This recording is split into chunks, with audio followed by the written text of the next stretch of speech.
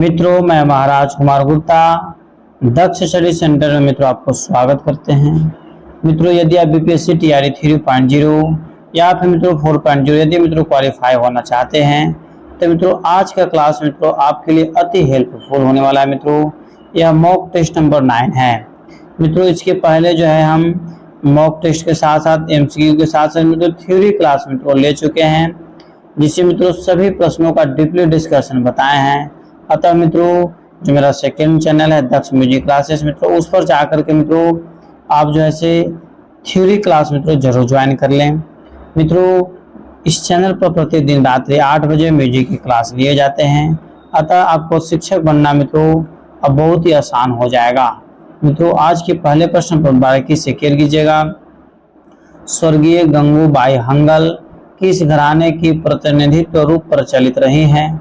ए में आपका आगरा घराना, बी में किराना घराना, सी में दिल्ली घराना, डी में उपयुक्त में से एक से अधिक, ई में मित्रों उपयुक्त में से कोई नहीं। मित्रों, फट से बताइए कि स्वर्गीय गंगूबाई हंगल किस घराने की प्रतिनिधित्व के रूप में प्रचलित रही हैं? तो मित्रों, जिस प्रश्न का आंसर आपको आ रहा है उस प्रश्न का आंसर मित्रों कमेंट्स में आप जरूर दिया कीजिए। शर्म करने की कोई जरूरत नहीं है, गलती होने से डरने की जरूरत नहीं है। मित्रों, फटाफट कमेंट्स में आंसर दीजिए। मित्रों, इस प्रश्न का आंसर हो जाएगा किराना घराना। ऑप्शन नंबर बी आपका सही है। मित्रों, और यदि जीवन में सफल होना चाहते हैं मित्रों, यदि म्यूजिक से मित्रों शिक्षक बनना चाहते हैं मित्रों, तो आप मित्रों प्रतिदिन हमारे क्लास को जरूर ज्वाइन करें। प्रश्न आपका है कि इनमें से लय के प्रकारों का नाम बताइए। ए में आपका मध्य तार और मंद्र, बी में मध्य द्रुत और विलंबित लय, सी में मित्रों मध्य तार और विलंबित लय, डी में उपयुक्त में से एक से अधिक, ई में मित्रों उपयुक्त में से कोई नहीं। मित्रों, फट से बताइए कि इनमें से लय के प्रकार का नाम बताइए। तो मित्रों बताते चलें कि लय का प्रकार मित्रों 3 है। तीनों का नाम सुनिएगा, मध्य लय, द्रुत लय और विलंबित लय। ऑप्शन नंबर बी मित्रों आपका 100% सत्य है। मित्रों, सभी प्रश्नों का आंसर मित्रों कमेंट्स में जरूर दिया कीजिए।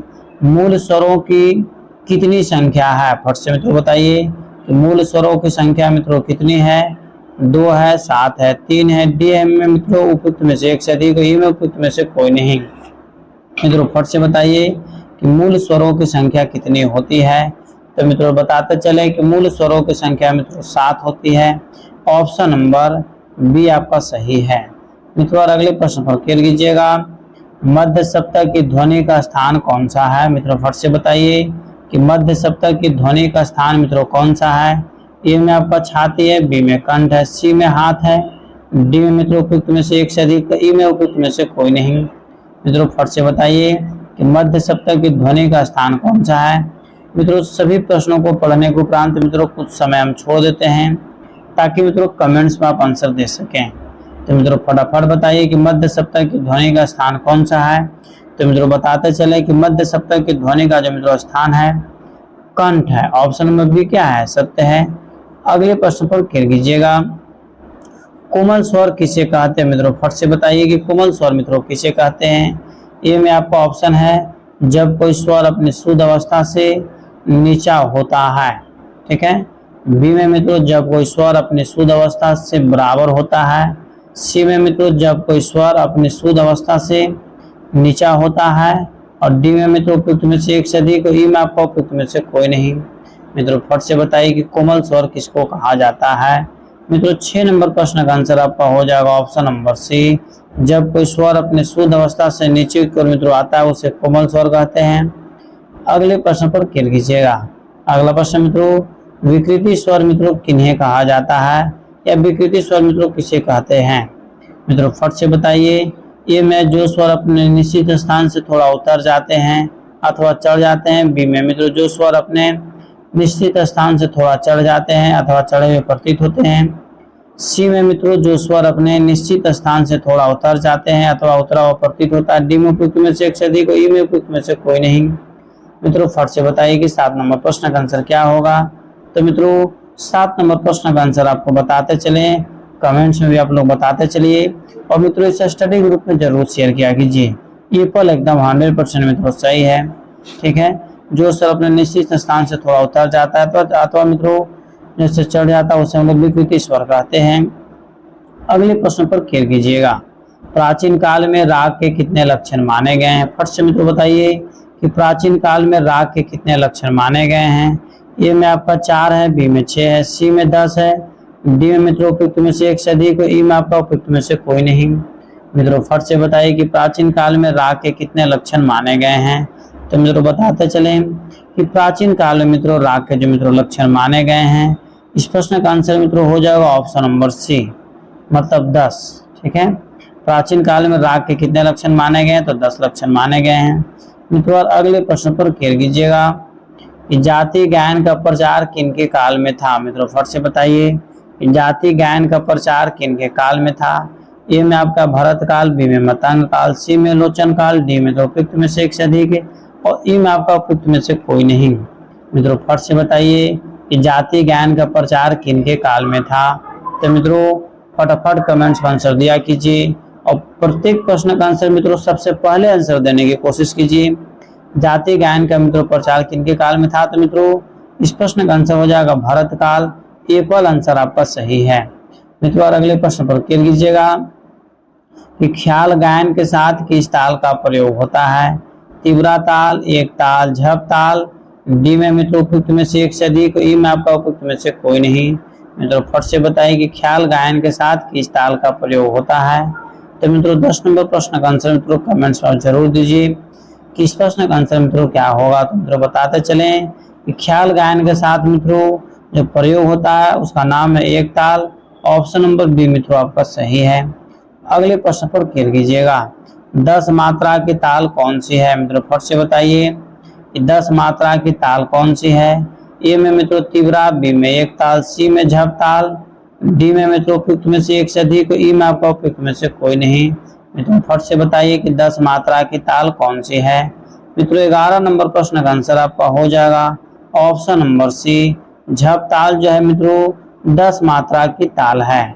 इस प्रकार मित्रों अगले प्रश्न पर क्लियर कीजिएगा। अगला प्रश्न आपका है पंडित सारंग देवकृति संगीत रत्नाकर में वाद्यों को मुख्य कितने भागों में विभाजित किया गया है। 4, 3, 5, डी में मित्रों उपयुक्त में से एक से अधिक, ई में आपका उपयुक्त में से कोई नहीं। मित्रों फट से बताइए कि पंडित सारंग देवकृति संगीत रत्नाकर में वाद्यों को मुख्य कितने भागों में विभाजित किया गया है। तो मित्रों फट से कमेंट्स में आंसर बताइए, क्योंकि यह प्रश्न मित्रों लॉलीपॉप है नहीं, क्योंकि मित्रों इस प्रश्न का आंसर हम बहुत बार बता चुके हैं, आप लोग बहुत बार मित्रों पढ़ भी चुके हैं। तो मित्रों 4 आंसर इसका 100% सही है, मतलब एप्पल आंसर मित्रों सही है। ठीक है, इस प्रकार हम लोग अगले प्रश्न पर क्लियर करेंगे। अगला प्रश्न है कि इनमें से सुशिर होगा, सुधीर नहीं, सुशिर वाद्य कौन सा है। फट से मित्रों बताइए इनमें से जो वाद्य का प्रकार 4 है। तो मित्रों चारों में से इनमें से सुशिर वाद्य कौन सा है। तबला है, हारमोनियम है, गिटार है, उपयुक्त में से एक से अधिक या उपयुक्त में से कोई नहीं। मित्रों फट से बताइए कि इनमें से सुशील वाद्य कौन सा है। तो मित्रों 13 नंबर प्रश्न का आंसर मित्रों हो जाएगा ऑप्शन नंबर बी, हारमोनियम जो है मित्रों सुशील वाद्य है। अब हम लोग जानेंगे कि हारमोनियम को सुशील वाद्य के अंतर्गत क्यों रखा गया है।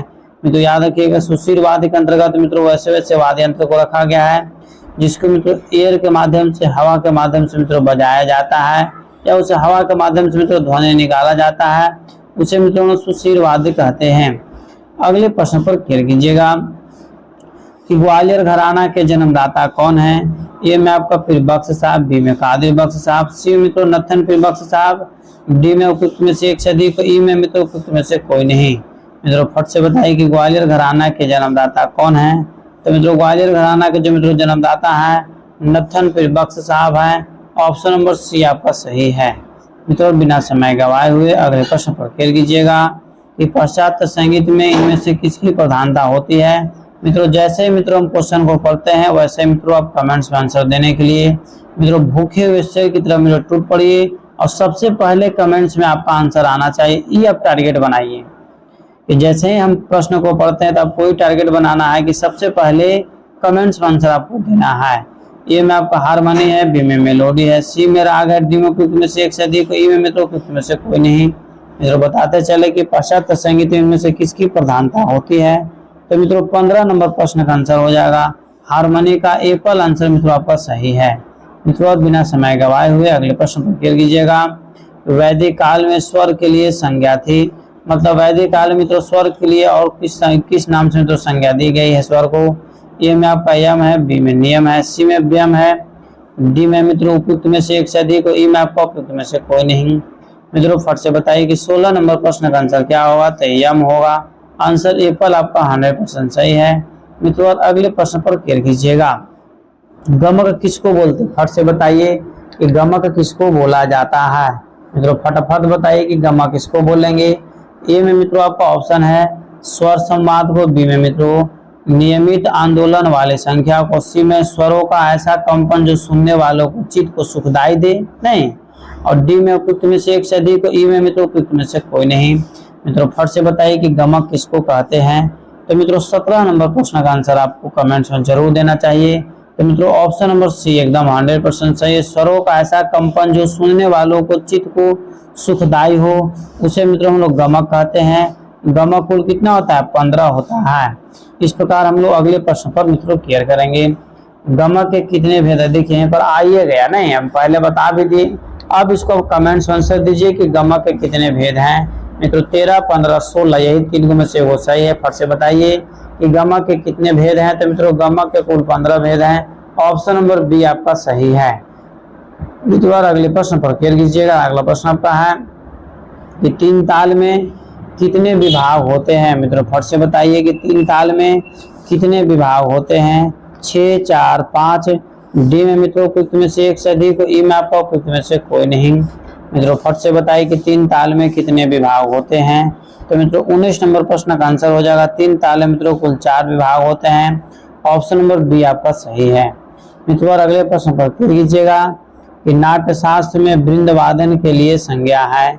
ए में आपका भूपथ है, बी में गावत है, सी में आपको मित्रों तुपथ है, डी में उपयुक्त में से एक से अधिक, ई में आपका उपयुक्त में से कोई नहीं। मित्रों फट से बताइए कि नाट्य शास्त्र में वृंद वादन के लिए मित्रों कौन सी संज्ञा दी गई है? तो मित्रों बताते चले कि इस ऑप्शन के अनुसार मित्रों कोई भी आंसर सही नहीं है, अर्थात ऑप्शन नंबर ई उपयुक्त में से कोई नहीं। मित्रों आपको रियल आंसर बता रहे हैं कि नाट्य शास्त्र में वृंद वादन के लिए जो मित्रों संज्ञा दी गई कुतुब का, कुतुपा, ठीक है। इस प्रकार मित्रों ई आंसर इसका क्या है? ऑप्शन के अनुसार ई आंसर सही है। तो रियल है मित्रों आंसर है कुतुब। कुतुब कहीं ऑप्शन में है ही नहीं। अगले प्रश्न पर क्लियर कीजिएगा। स्वर्गीय गंगूबाई हंगल किस घराने की प्रतिनिधित्व के रूप में प्रचलित रही हैं? और मित्रों यही प्रश्न आपको फर्स्ट प्रश्न मित्रों यही प्रश्न आपको दिए थे। और मित्रों बताइए अभी आप कमेंट्स में कि स्वर्गीय गंगूबाई हंगल का संबंध मित्रों किस घराने से है? आगरा घराना, किराना घराना, दिल्ली घराना। डी में मित्रों उपयुक्त में से एक से अधिक, ई में आपका उपयुक्त में से कोई नहीं। मित्रों इस प्रश्न का आंसर आपका हो जाएगा ऑप्शन नंबर बी, किराना घराना मित्रों आपका सही आंसर है। मित्रों अगले प्रश्न पर क्लियर कीजिएगा। अगला प्रश्न आपका है तो उत्तर भारतीय पद्धति में कोमल रे के नाम से पुकारे जाने वाले स्वर की दक्षिण भारतीय पद्धति में किस नाम से पुकारते हैं? ए में आपका कोमल रे है, बी में सरस्वती रे है, सी में शुद्ध रे है, डी में मित्रों उपयुक्त में से एक से अधिक, ई में आपका उपयुक्त में से कोई नहीं। मित्रों बताइए कि इस प्रश्न का आंसर क्या होगा? उत्तर भारतीय पद्धति में कोमल रे के नाम से पुकारे जाने वाले दक्षिण भारतीय पद्धति मित्रों इसे किस नाम से जाना जाता है? तो मित्रों इस प्रश्न का आंसर हो जाएगा ऑप्शन नंबर सी, मतलब शुद्ध रे मित्रों आपका 100% सत्य है, शुद्ध रे, ठीक है। अगले प्रश्न पर मित्रों क्लियर कीजिएगा कि राग यमन का वादी स्वर क्या है? सा है, रे है, प है, डी मित्रों उपयुक्त में से एक से अधिक, ई में आपका उपयुक्त में से कोई नहीं। मित्रों फट से बताइए कि राग यमन का वादी स्वर मित्रों क्या है? मित्रों 23 नंबर प्रश्न का आंसर आपका हो जाएगा ऑप्शन नंबर ई, मतलब इनमें से कोई नहीं। मित्रों अब आप कमेंट से बताइए कि राग यमन का वादी स्वर कौन है, ठीक है। मित्रों फटाफट कमेंट्स में आंसर दिया कीजिए। इस प्रकार अगले प्रश्न पर मित्रों क्लियर करेंगे। अगला प्रश्न आपका है कि सा नि ध प ग किस राग का द्योतक है? ए में आपका यमन है, बी में शुद्ध कल्याण है, सी में देशकर है, डी मित्रों उपयुक्त में से एक से अधिक, ई में मित्रों आपको उपयुक्त में से कोई नहीं। मित्रों फट से बताइए कि सा नि ध प ग किस राग का द्योतक है? तो मित्रों 24 नंबर प्रश्न का आंसर आपका हो जाएगा ऑप्शन नंबर बी, शुद्ध कल्याण, शुद्ध कल्याण। अगले प्रश्न पर मित्रों क्लियर कीजिएगा कि एक मात्रा में जब दो मात्रा होगा, एक मात्रा में जब दो मात्राओं का भाग होता है उसे क्या कहते हैं? ए में आपका मित्रों 1 गुण, बी में 2 गुण, सी में 3 गुण, डी में उपयुक्त में से एक से अधिक, ई में मित्रों उपयुक्त में से कोई नहीं। मित्रों फट से बताइए कि एक मात्रा में जब दो मात्राओं का भाग होता है उसे मित्रों क्या कहते हैं? तो मित्रों उसे हम लोग द्विगुण कहते हैं। ऑप्शन नंबर बी आपका सही है। मित्रों अगले प्रश्न पर खेल कीजिएगा। अगला प्रश्न आपका है कि अचल स्वर किसे कहा गया है? ए में सा और म को, बी मित्रों सा और प को, सी में सा और नी को, डी में मित्रों उपयुक्त में से एक से अधिक, ई में आपका उपयुक्त में से कोई नहीं। मित्रों फट से बताइए कि अचल स्वर किसे कहा गया है? तो मित्रों 26 नंबर प्रश्न का आंसर मित्रों कमेंट्स में आप जरूर दीजिए कि मित्रों अचल स्वर आखिर बोलते हैं किसको। तो मित्रों बताते चले कि अचल स्वर मित्रों उसको बोला जाता है सा और प को। ऑप्शन नंबर बी मित्रों आपका 100% क्या है? सत्य है। इस प्रकार मित्रों बिना समय गवाए हुए अगले प्रश्न पर खेल कीजिएगा। विकृत स्वर कितने हैं? ए में आपका 4 है, बी में 5 है, सी में 3 है, डी में मित्रों उपयुक्त में से एक से अधिक, ई में आपका उपयुक्त में से कोई नहीं। मित्रों फट से बताइए कि विकृत स्वर कितने हैं, मतलब विकृति स्वरों की कुल संख्या मित्रों कितनी है? तो मित्रों आपको कमेंट्स में इस प्रश्न का आंसर जरूर देना चाहिए, क्योंकि मूल स्वरों की संख्या मित्रों 7 बताए हैं और कुल स्वर मित्रों 12 होता है। तो 12 में से 7 यदि मित्रों घट जाएगा तो कौन बचेगा? विकृति स्वर बचेगा, मतलब 5 है। विकृति स्वरों की संख्या कितनी है? तो 5 है। मित्रों ऑप्शन नंबर बी आपका सही है। मित्रों इसी तरीका के मित्रों वीडियो देखने के लिए और मित्रों म्यूजिक से शिक्षक बनने के लिए मित्रों आप हमारे चैनल को जरूर मित्रों सब्सक्राइब करें। मित्रों अगला प्रश्न आपका है कि जाकिर हुसैन के पिता का नाम है। फट से मित्रों बताइए कि जाकिर हुसैन साहब के पिता का नाम क्या है? ए में आपका है करामतुल्लाह, बी में अलार खां, अल्लाह रखा खां होगा, और बी में मित्रों मुन्ने खां, और डी में उपयुक्त में से एक से अधिक, ई में मित्रों इनमें से कोई नहीं। मित्रों फट से बताइए कि इस प्रश्न का आंसर क्या होगा। तो मित्रों फटाफट कमेंट्स में आंसर दीजिए इस प्रश्न का आंसर क्या होगा। ठीक है मित्रों, सभी प्रश्न मित्रों आपके एग्जाम्स के लिए महत्वपूर्ण है और मित्रों कमेंट्स में जरूर बताइए। तो मित्रों जाकिर हुसैन साहब के पिता का नाम था अल्लाह रखा खां। मिसप्रिंट मित्रों यहाँ पर लिखा हुआ अल्लाह रखा खां होगा। ऑप्शन नंबर बी आपका सही है। मित्रों अगले प्रश्न पर खेल कीजिएगा। अगला प्रश्न आपका है कि गंधार का संवादी स्वर क्या है? मित्रों फट से बताइए कि गंधार का संवादी स्वर मित्रों क्या है? म है, प है, ध है, डी मित्रों उपयुक्त में से एक से अधिक, ई में आपका उपयुक्त में से कोई नहीं। मित्रों फट से बताइए कि गंधार का संवादी स्वर मित्रों क्या है? तो मित्रों 29 नंबर प्रश्न का आंसर आपका हो जाएगा ऑप्शन नंबर ई, उपयुक्त में से कोई नहीं। मित्रों आप कमेंट्स में जरूर बताइए कि गंधार का संवादी स्वर मित्रों क्या है। इस प्रकार मित्रों अगले प्रश्न पर हम लोग क्लियर करेंगे। अगला प्रश्न आपका है कि भारतीय संगीत में किस स्वर को अर्धदर्शक स्वर भी कहा जाता है? मित्रों बेहद महत्वपूर्ण प्रश्न है। मित्रों इस प्रश्न का आंसर आप कमेंट्स में जरूर दीजिए कि भारतीय संगीत में किस स्वर को मित्रों अर्धदर्शक स्वर मित्रों कहा जाता है। ए में आपका मध्यम स्वर, बी में सरल स्वर, सी में मित्रों पंचम, और डी में आपका उपयुक्त में से एक से अधिक, ई में आपका उपयुक्त में से कोई नहीं। मित्रों फट से बताइए कि इस प्रश्न का आंसर क्या होगा। मित्रों 30 नंबर प्रश्न का मित्रों आंसर हो जाएगा कि भारतीय संगीत में किस स्वर को अर्धदर्शक स्वर कहा जाता है। तो मित्रों मध्यम को बोला जाता है। ऑप्शन नंबर एप्पल आपका सही है। मित्रों अगले प्रश्न पर खेल कीजिएगा। अगला प्रश्न आपका है कि पंडित व्यंकटमुखी के अनुसार रागों की कुल कितनी जातियां हो सकती है? ठीक है मित्रों फट से बताइए कि पंडित व्यंकटमुखी के अनुसार रागों की कुल कितनी जातियां हो सकती है? 4, 6, 9, डी में मित्रों उपयुक्त में से एक से अधिक, ई में आपका उपयुक्त में से कोई नहीं। मित्रों फट से बताइए कि पंडित व्यंकटमुखी के अनुसार रागों की कुल कितनी जातियां हो सकती है। तो मित्रों 31 नंबर प्रश्न का आंसर आपका हो जाएगा ऑप्शन नंबर सी, मतलब मित्रों पंडित व्यंकटमुखी के अनुसार मित्रों रागों की कुल संख्या आपको 9 हो सकती है। इस प्रकार मित्रों अगले प्रश्न पर क्लियर कीजिएगा। अगला प्रश्न आपका है कि तानसेन की गायकी का नाम है, मतलब तानसेन मित्रों किस गायकी से संबंधित हैं?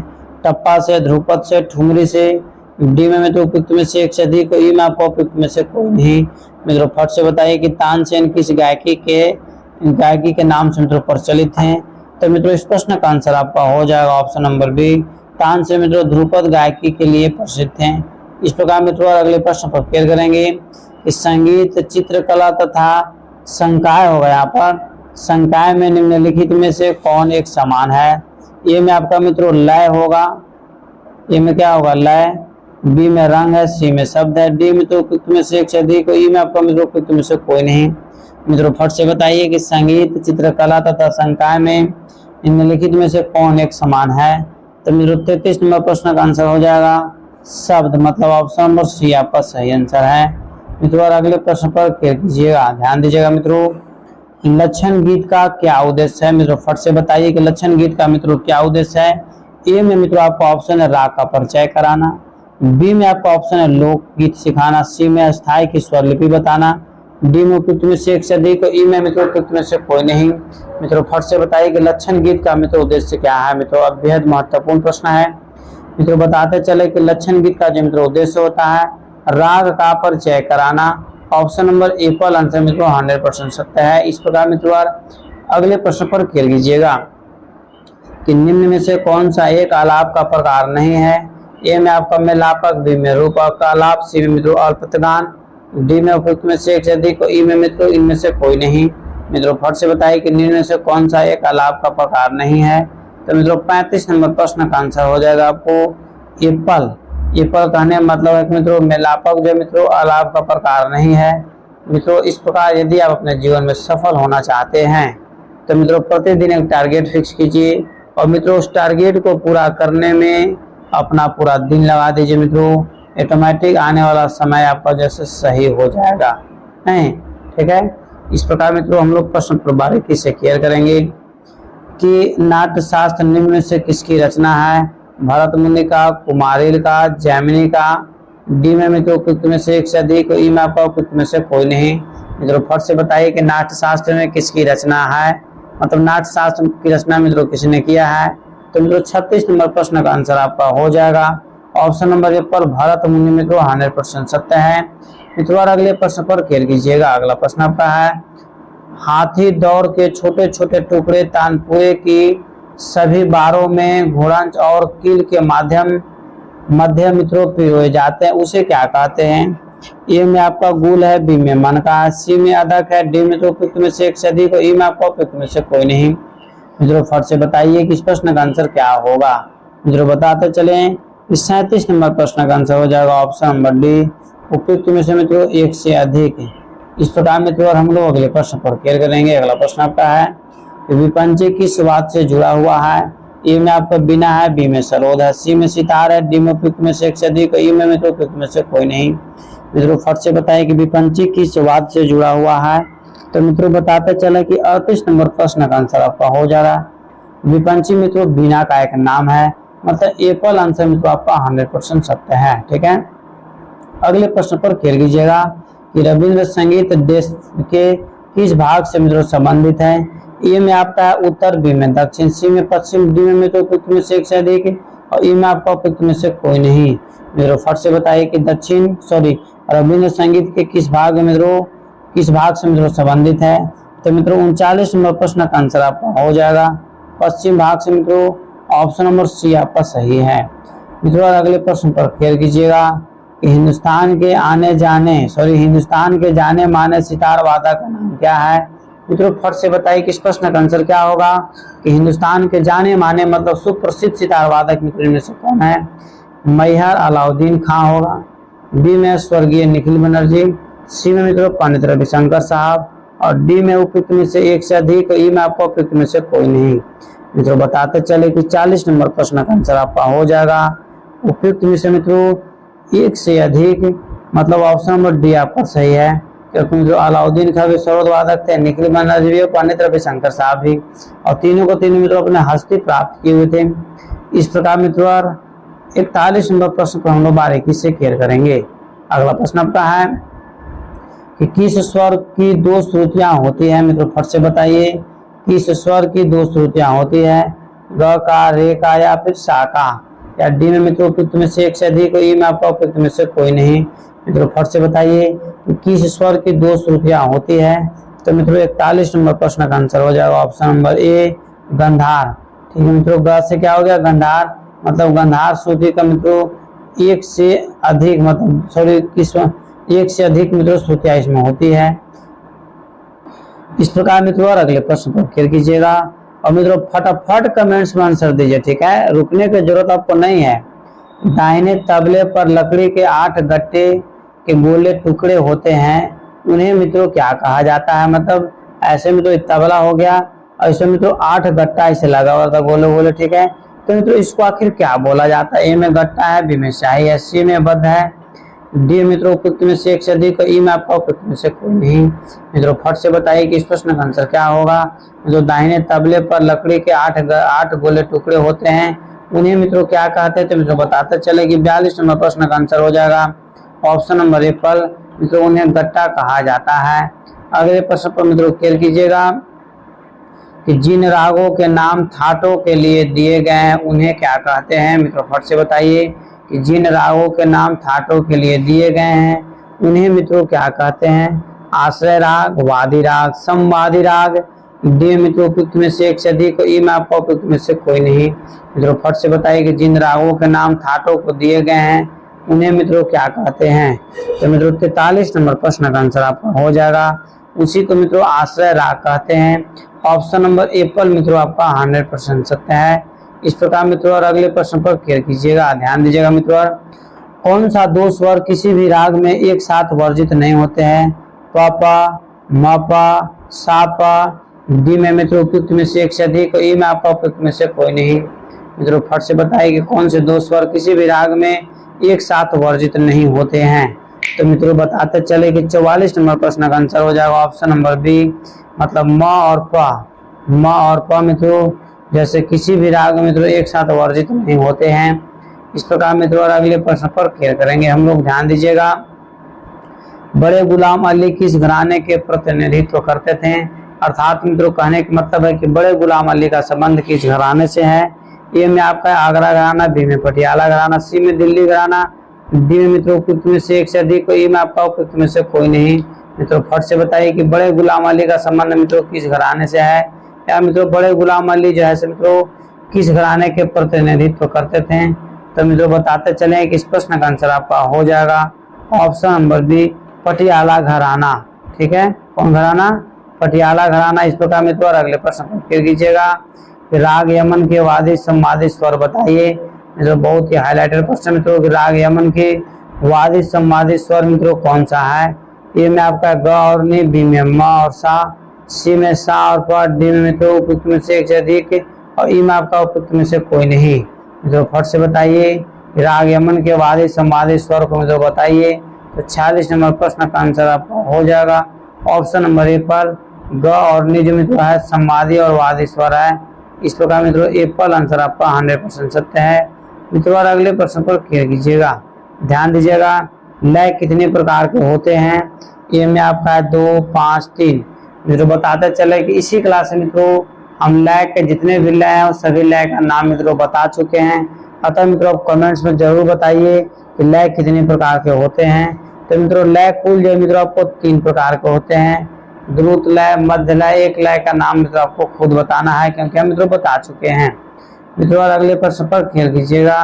अगला प्रश्न आपका है कि कौन सा स्वर किसी राग में विवादी नहीं हो सकता है? कौन सा स्वर मित्रों किसी राग में विवादी नहीं हो सकता है? ए में आपका सरज है, बी में तीव्र मध्यम है, सी में मित्रों आपका ऑप्शन है शुद्ध मध्यम, डी में आपका उपयुक्त में से एक से अधिक, ई में आपका मित्रों उपयुक्त में से कोई नहीं। मित्रों फट से बताइए कि कौन सा स्वर किसी राग में विवादी नहीं है। ठीक है मित्रों फट से बताइए कि इस प्रश्न का आंसर क्या होगा।